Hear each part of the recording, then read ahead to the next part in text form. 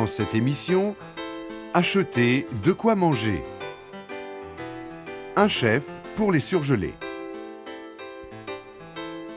Le club des croqueurs de chocolat. Dîner privé.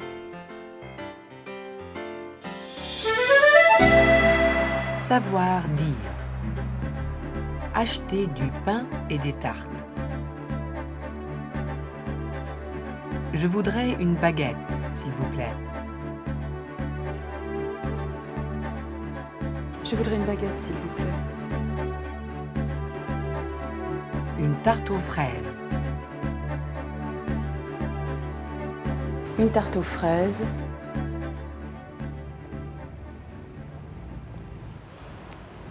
Bonjour. Bonjour madame. Je voudrais une baguette, s'il vous plaît. Oui. Voilà, avec ceci. Je voudrais aussi 3 tartes aux fruits. Oui.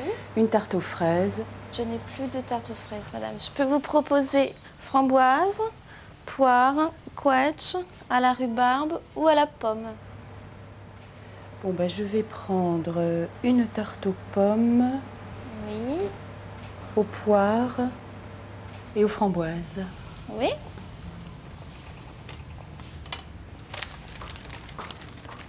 Voilà, ça fera 29 francs 10, s'il vous plaît. Merci. 50 et 100. Je vous remercie. Merci. Bonne journée. Merci, au revoir, madame. Merci. Info. Presque 20% du budget des ménages français est dépensé dans la nourriture, ce qui est moins que dans la plupart des pays européens. Savoir entendre. À vous de trouver la réponse. Combien de personnes ont acheté des fraises? Quels fruits avez-vous acheté aujourd'hui? Des fraises. C'est tout? Oui, uniquement. 1 kilo de fraises, voilà. Des fraises. Quels fruits avez-vous acheté aujourd'hui? Des bananes et des kiwis et des fraises. Des oranges, des bananes, des pommes et des fraises. Quels fruits vous avez acheté aujourd'hui? Des pommes. Compris. 4 personnes ont acheté des fraises. Rencontre. Un chef pour les surgelés.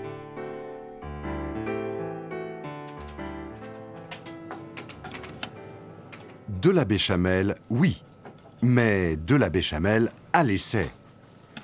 Nous sommes ici dans le centre de recherche de Findus. Ces goûteurs jugent les produits. Une évaluation pointue qui permet ensuite d'améliorer la qualité des produits. Car les plats surgelés, c'est bien sûr une affaire de goût. Dans le pays de la gastronomie, l'idée des surgelés a eu du mal à s'imposer, comme l'explique le directeur du centre de recherche. Il est clair que si les Français avaient le temps, ils feraient tous de la cuisine. Malheureusement, ils sont de plus en plus pris par des occupations diverses et consacrent de moins en moins de temps dans la cuisine. Aujourd'hui, une famille française moyenne consomme 1 fois par semaine des plats surgelés. Une consommation qui augmente d'année en année et peut être liée à une stratégie maison qui seule pouvait convaincre les Français. Un grand chef. Michel Guérard, roi de la cuisine minceur. Depuis 1976, Michel Guérard travaille avec Findus. Vous n'avez pas de tursan blanc sec? Non. Ça va comme ça, la Alors, en quoi consiste le travail d'un grand chef avec un industriel? Je crée des plats, je déguste des plats qui ne sont pas toujours les miens. Mon rôle à ce moment-là de la dégustation étant de donner des impressions, de donner des conseils pour tenter d'améliorer ces plats. Donc ma présence était là pour essayer d'apporter une influence nouvelle et surtout de faire pénétrer l'art culinaire au sein de l'industrie. Il y avait donc à la base une volonté, une détermination d'amélioration de la qualité, c'est évident.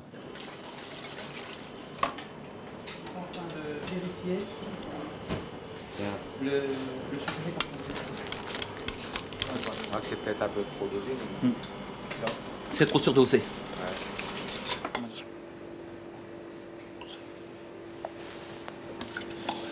Une force, comment dirais-je, souple. Qualité, certes, mais reste une question brûlante. Les plats surgelés sont-ils le commencement de la fin de la gastronomie française? Les Français aiment bien manger. Ça, c'est sûr que vous ne pouvez pas leur donner tous les jours un hamburger, des choses. Ils aiment la diversité. Et cette diversité, dès lors qu'ils n'ont plus le temps de la préparer eux-mêmes, eh bien, ils vont l'acheter. Moi, je crois que cette manière de faire connaître au plus grand nombre une multitude de plats qui viennent de France, mais qui viennent d'ailleurs, dont la ménagère n'aurait jamais pu goûter la moindre parcelle il y a encore tant de temps, est la meilleure chose qui soit pour la cuisine française.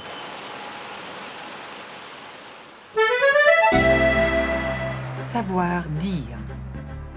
Acheter des légumes pour une ratatouille. Je voudrais des aubergines. Je voudrais des aubergines, s'il vous plaît. Des courgettes. 500 grammes. Des courgettes, à peu près 500 grammes.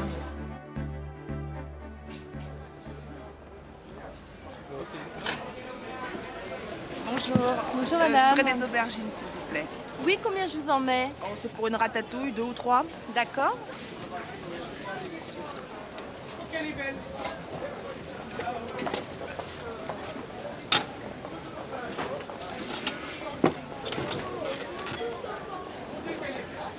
Voilà. Avec ceci. Des courgettes, à peu près 500 grammes.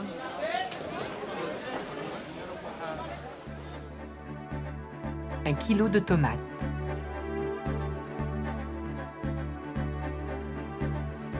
Trois oignons et de l'ail.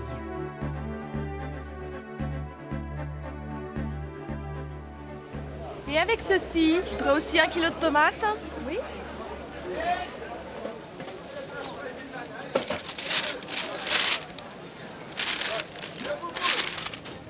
Trois oignons et de l'ail.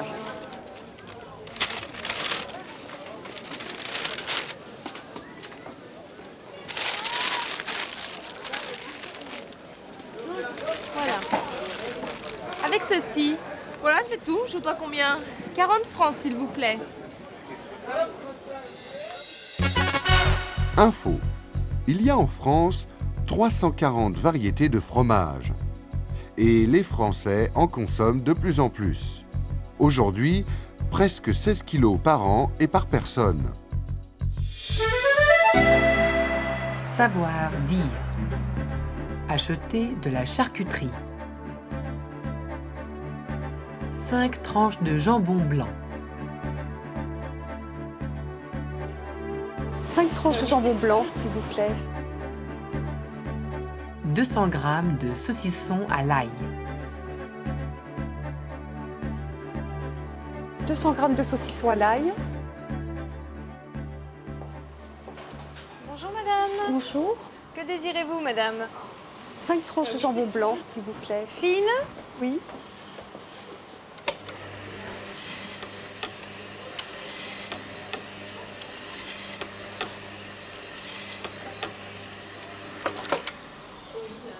Et avec ceci? 200 grammes de saucisson à l'ail. En tranches ou en un seul morceau, madame? En tranches, s'il vous plaît.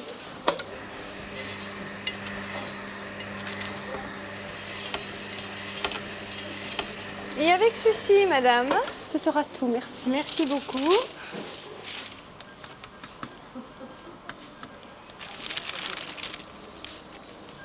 Voilà. Merci beaucoup. Vous payez à la caisse, madame. Merci. Au revoir, madame. Au revoir. Rencontre. Le club des croqueurs de chocolat. dîner privé.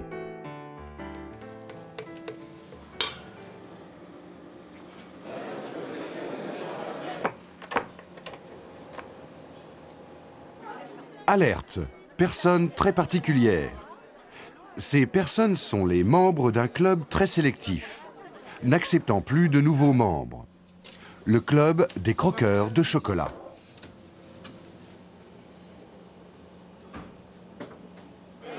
Le dîner annuel rassemble les 150 membres.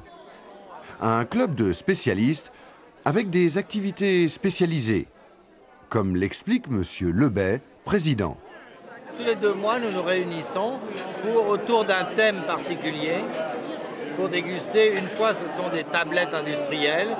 Une autre fois, ce sont des bonbons chocolat de l'artisanat. Troisième fois, ce sont des glaces ou du chocolat chaud ou un gâteau au chocolat. À chaque fois, il y a un thème et on compare 4 ou 5 fournisseurs différents. Et après, on émet un jugement. La dégustation est anonyme et le jugement est communiqué à la presse. Le dîner, comme on peut le deviner, se termine par une dégustation de différents desserts à base de chocolat. Mais attention, le vrai, peu sucré et avec un pourcentage de cacao honorable. Les croqueurs sont impitoyables, quoique plus libéraux cette année. Nous sommes aperçus qu'on pouvait faire aussi du chocolat au lait qui était de qualité. Et ça, c'est parce que des fabricants sont venus à des chocolats moins sucrés et qui ont un goût à la fois de cacao et de lait qui nous a semblé très intéressant. Le chocolat au lait accepté. Alors, à quand le chocolat blanc? Le chocolat blanc, c'est une telle honte que je songe à demander à l'Académie française de changer le mot chocolat blanc contre autre chose, beurre de cacao, et qu'on n'en parle plus jamais.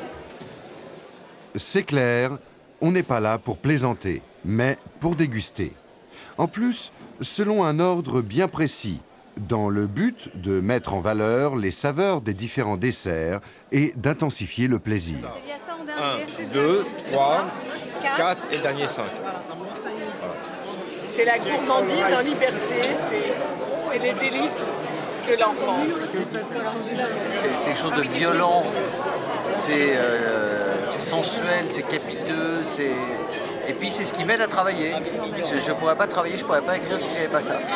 Le chocolat est très bon. Qu'est-ce qu'elle voudrait dire ça? C'est vrai, mais moi j'avoue que le 99%, ça me paraît très fort. Je ne peux pas vivre sans chocolat, c'est de ma drogue le chocolat. Vous voyez, ce soir, tout le monde est heureux alors qu'il y a des tas de problèmes dans l'existence et on ne parle que de chocolat. Le reste est oublié. C'est fabuleux.